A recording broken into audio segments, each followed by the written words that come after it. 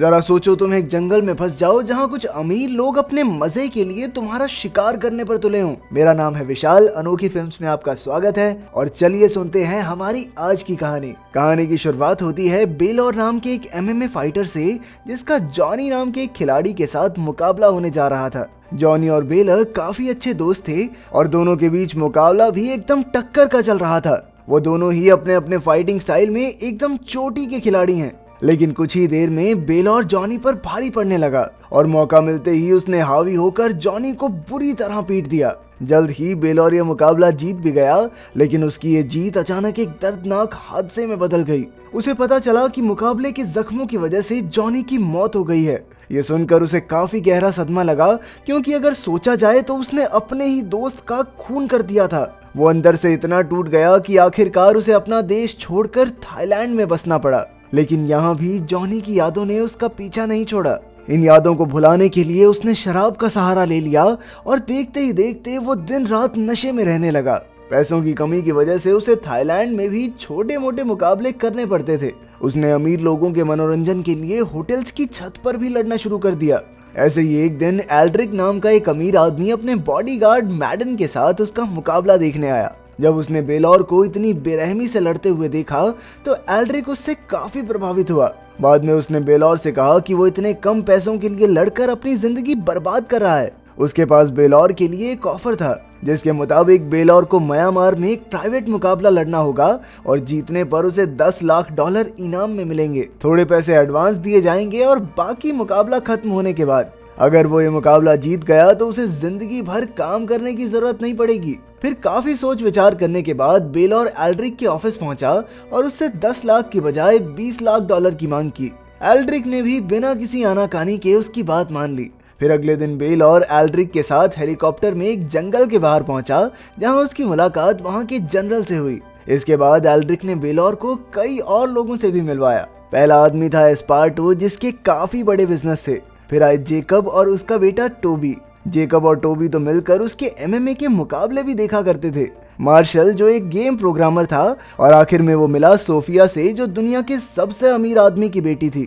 फिर जब बेलर ने मुकाबले की रिंग के बारे में पूछा तो एल्ड्रिक ने बताया कि ये पूरा जंगल ही उसकी रिंग है, जो लगभग 260 किलोमीटर तक फैला हुआ है और बेलर को इन सब लोगों से लड़ना होगा जिनसे वो अभी अभी मिला था। असल में खेल के मुताबिक ये सब मिलकर जंगल में बेलौर का शिकार करेंगे, लेकिन अगर बेलौर जंगल की दूसरी ओर से जिंदा बाहर आ गया तो वो जीत जाएगा। ये सुनकर बेलौर समझ नहीं पाया कि ये कैसा मुकाबला है भाई। खैर एल्ड्रिक ने उसे शुरुआत करने के लिए एक बेशकीमती रूबी दिया, लेकिन बेचारे बेलौर को पैसों से ज्यादा जिंदगी प्यारी लग रही थी। उधर शिकारी टीम ने अपनी तैयारी शुरू कर दी थी। उन्होंने एक गाड़ी से 2 कैदियों को निकालकर उन्हें भगा भगा कर गोलियों से भून दिया। तब जाकर एल्ड्रिक ने बताया कि ये सब दुनिया के सबसे अमीर लोगों में से हैं। इन्हें अब आम चीजों में मजा नहीं आता और ये सब शिकार खेलने के शौकीन हैं। इनका अगला निशाना अब बेलौर होगा। इसके बाद एल्ड्रिक ने उसे एक खाली बोतल देकर कहा कि तुम्हारे पास जंगल में भागने के लिए सिर्फ 2 मिनट हैं, उसके बाद शिकार शुरू हो जाएगा। लेकिन बेलौर कहने लगा, भाई मुझे कोई शिकार विकार खेलने का शौक नहीं है, मैं जा रहा हूँ घर पे, सॉरी टाटा बाय बाय। लेकिन तभी जनरल के कहने पर कई फौजियों ने उसे चारों ओर से घेर लिया। अब उसके पास कोई चारा नहीं था, इसलिए वो सीधा जंगल में भाग गया और इसी के साथ मौत का खेल शुरू। शिकारियों की टीम मिलकर बेलौर को ढूंढने लगी। तभी बीच में मेडुका नाम के एक आदमी ने कहा कि वो टीम से हटकर अकेला ही बेलौर का शिकार करेगा। फिर कुछ ही देर में उसने बेलौर को एक झरने किनारे बैठे देख लिया। जैसे ही मेडुका ने उस पर गोली चलाई तो बेलौर किसी तरह हटकर पानी में कूद गया। फिर वो अचानक से बाहर निकला और उसने मेडुका पर ऐसा हमला किया कि उसकी वहीं मौत हो गई। बाद में जब शिकारी वहां पहुंचे तो उन्हें मेडुका की लाश मिली, पर वो लाश देखकर डरे नहीं बल्कि खुश हो गए, क्योंकि अब जाकर उन्हें कोई ऐसा शिकार मिला था जिसे मारने में उन्हें बहुत मजा आएगा। तभी हम देखते हैं कि मार्शल चुपके से इस पूरे खेल की वीडियो बना रहा था। खैर कुछ समय बाद वो सब मिलकर बेलौर तक पहुंच ही गए और उन्होंने तुरंत उस पर गोलियां चलानी शुरू कर दी। लेकिन बेलौर किसी तरह बचकर और घने जंगल की ओर भाग निकला। फिर काफी आगे जाकर उसे कई हाथियों का झुंड दिखाई दिया, जिनके बीच में से था नाम की एक लड़की सामने आई।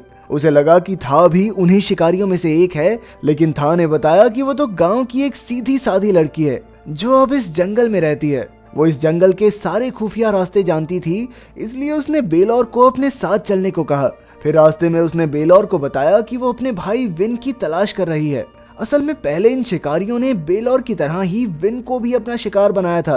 लड़की ने बताया कि वहाँ पहले काफी लोग रहते थे, लेकिन फिर जनरल ने एल्ड्रिक के साथ मिलकर सारा जंगल खाली करवा दिया और जो लोग वहाँ से जाने के लिए राजी नहीं हुए उन्हें अमीर लोग मजे के लिए अपना शिकार बनाने लगे। उधर एल्ड्रिक ने जनरल से अपनी टीम के लिए बाइक्स मंगवा ली ताकि वो जल्दी से बेलौर तक पहुंच सके। फिर उसने एक ड्रोन के जरिए बेलौर की लोकेशन का पता लगाने की कोशिश की तो उसने देखा कि वो तो जंगल में एक लड़की के साथ घूम रहा है। ये देखकर वो और खुश हो गया क्योंकि अब उन्हें 2 शिकार मिल चुके थे। इसके बाद वो सब बाइक्स पर बैठकर तेजी से बेलौर का पीछा करने लगे। जल्द ही वो उस तक पहुंच गए, लेकिन बेलौर ने एक साथ 2 बाइक्स को टक्कर मारकर उन्हें नीचे गिरा दिया। तभी बेलौर ने एक बाइक उठाई और वो आगे जाकर एक झोपड़ी में रुक गया। अब वहाँ सोफिया और उसके बीच टक्कर का मुकाबला शुरू हुआ। सोफिया ने 2 चाकुओं से उस पर वार करने की कोशिश की, लेकिन उसे हराना बेलौर के बाएं हाथ का खेल था।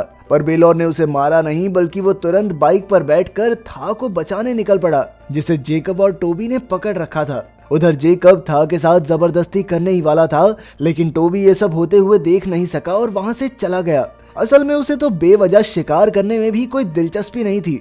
खैर, जब बेलौर वहाँ पहुंचा तो उसने देखा कि था ने पहले ही जेकब को मार दिया है। अब वो दोनों मिलकर फिर से अपने रास्ते पर आगे बढ़ने लगे। उधर जब बाकी शिकारियों को जेकब की लाश मिली तो एल्ड्रिक ने सारा इल्जाम टोबी पर लगा दिया, क्योंकि वो ही अपने पिता को अकेला छोड़ आया था। असल में जेकब ने इस शिकार के लिए इतना पैसा इसलिए दिया था ताकि उसका बेटा टोबी बहादुर बन सके। खैर, इसके बाद एल्ड्रिक ने आसानी से बेलौर की असली लोकेशन का पता लगा लिया। असल में उसने पहले ही बेलौर की रूबी में जीपीएस ट्रैकर लगा दिया था। फिर जैसे ही उनकी टीम बेलौर तक पहुंची तो उन्होंने बेलौर को बॉम्ब से भरे इलाके में जाते हुए देखा। एल्ड्रिक ने बड़ी चौड़ में कहा कि अब तो ये जल्द ही बॉम्ब पर पैर रख के कुत्ते की मौत मरेगा। लेकिन टोबी तो खुद ही अपने बाप की मौत का बदला लेना चाहता था। उसने अचानक अपनी राइफल उठाई और उसी इलाके की तरफ दौड़ पड़ा, लेकिन बेलौर ने उसे देख लिया था और उसने टोबी पर गोली चला दी। इसी चक्कर में टोबी ने एक बॉम्ब पर पैर रख दिया और इसी जबरदस्त धमाके में उसकी मौत हो गई। उधर बेलौर और था इस इलाके से सुरक्षित बाहर निकल गए थे। फिर जैसे ही शाम हुई तो था उसे एक गुफा में ले आई, जहाँ वो अपने भाई विन के साथ अक्सर आया करती थी। लेकिन जैसे ही वो अंदर घुसे तो विन को वहाँ देखकर था के होश ही उड़ गए। उसने भागकर विन को गले लगा लिया और रोने लगी। खैर, जब अंधेरा हुआ तो उन्होंने गुफा में ही रात गुजारने का फैसला किया। उधर शिकारियों ने भी गुफा के पास ही तंबू लगा लिए थे। फिर अगली सुबह जब बेलौर की आंख खुली तो उसने देखा कि था और विन उसकी रूबी लेकर जा चुके थे। बेलौर तुरंत उन्हें पकड़ने के लिए दौड़ा, लेकिन उसने दूर से देखा कि था और विन को तो शिकारियों ने बंदी बना लिया है। अब बेलौर धीरे धीरे मार्शल की ओर बढ़ा। उसने एक ही पल में मार्शल की बंदूक चुराई और उसके सर पर तान दी। फिर वो मार्शल को लेकर शिकारियों के सामने पहुंचा। उसने कहा कि अगर शिकारी था और विन को छोड़ देंगे तो वो मार्शल की जान बख्श देगा। शिकारियों को ना चाहते हुए भी उन दोनों को छोड़ना पड़ा, लेकिन वो बेलौर की तरफ बंदूक तानकर आगे बढ़ने लगे। फिर बेलौर ने था और विन को भाग जाने को कहा, लेकिन आगे उनके सामने सोफिया बंदूक ताने खड़ी थी। अचानक था ने विन को नदी में धकेल दिया और अकेली सोफिया का मुकाबला करने लगी।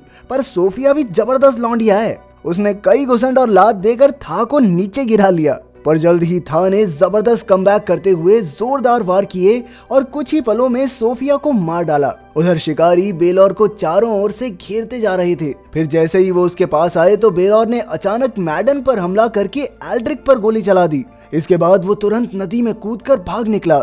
थोड़ी देर में वो था और विन से फिर मिला और था ने उसकी रूबी लौटा दी। था ने बताया कि उसने रूबी इसलिए चुराई क्योंकि जनरल ने बाकी गांव वालों को बंदी बना रखा है और वो जनरल को वो रूबी देकर उन्हें आजाद करवाना चाहती थी।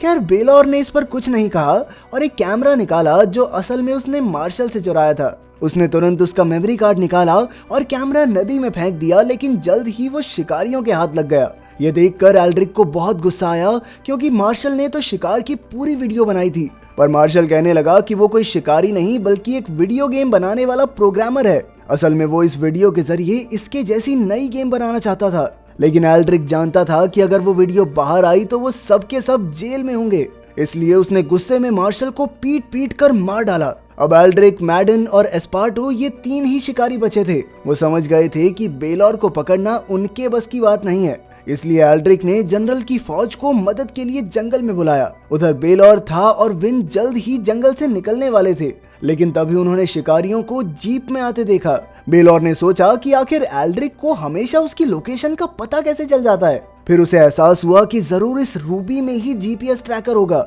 अब उसने रूबी के ही जरिए एल्ड्रिक को फंसाने का प्लान बनाया। उसने था और विन को रूबी और मेमोरी कार्ड देकर बाहर भेज दिया ताकि वो शिकारियों का पर्दाफाश कर सके।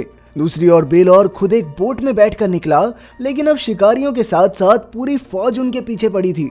उधर था और विन का सामना एस्पार्टो से हुआ, पर उन्होंने हिम्मत दिखाई और मिलकर उसे मार डाला। वहीं जब बेलौर जंगल की दूसरी ओर से निकला तो एल्ड्रिक और मेडन गांव वालों पर बंदूकें ताने खड़े थे। जब उन्होंने एक बच्चे को मारने की धमकी दी तो बेलौर को मजबूरन बाहर आना पड़ा। फिर एल्ड्रिक ने उससे मेमोरी कार्ड की मांग की तो बेलौर कहने लगा, मेमोरी कार्ड वो तो मैं खा गया। अब एल्ड्रिक ने 5 मुस्टंडों को बेलौर को मारने भेजा, लेकिन बेलौर के सामने कोई 10 सेकंड भी नहीं टिक पाया। फिर मैडन ने उस पर हमला किया, लेकिन बेलौर ने उसकी भी हड्डी पसली एक कर दी। अब एल्ड्रिक ने उस पर गोली चला दी, लेकिन वो मेडन के पीछे छिप गया और गोली लगने से मेडन की मौत हो गई। इसके बाद बेलौर ने एल्ड्रिक को कुत्ते की तरह पीटा और आखिरकार उसे भागने को कहा। अब वो एल्ड्रिक का शिकार करने वाला था, लेकिन तभी सैकड़ों सैनिकों ने बेलौर को घेर लिया। लेकिन ऐन वक्त पर था वहां आ गई और उसने जनरल को रूबी देकर बेलौर और गांव वालों को रिहा करने को कहा। खुशकिस्मती से जनरल मान भी गया, लेकिन एल्ड्रिक इसके लिए तैयार नहीं था। वो जनरल की बंदूक छीनकर बेलौर को मारने के लिए बढ़ा, लेकिन उससे पहले ही जनरल के सैनिकों ने एल्ड्रिक को गोलियों से भून दिया। आखिरकार सब आजाद हो गए और जनरल को जंगल में गैर कानूनी काम करने के लिए उम्र कैद की सजा हुई। अंत में बेलौर और था ने शादी करके गांव में ही एक मार्शल आर्ट्स का स्कूल खोल लिया। लोग कमेंट्स में पूछ रहे हैं कि मेरे नए चैनल बिगस्ट्रीम पे कैसी वीडियोस आएंगी, तो मैं बता दूं कि इस चैनल पर सब कुछ बहुत ही एक्सट्रीम होने वाला है। पहले तो मैं सिर्फ वॉइस ओवर वीडियोस बनाता था, लेकिन अब मैं खुद जगह जगह जाकर तुम्हारे लिए मजेदार वीडियोस बनाऊंगा। तो चैनल को सब्सक्राइब कर लेना, लिंक डिस्क्रिप्शन में मिल जाएगा।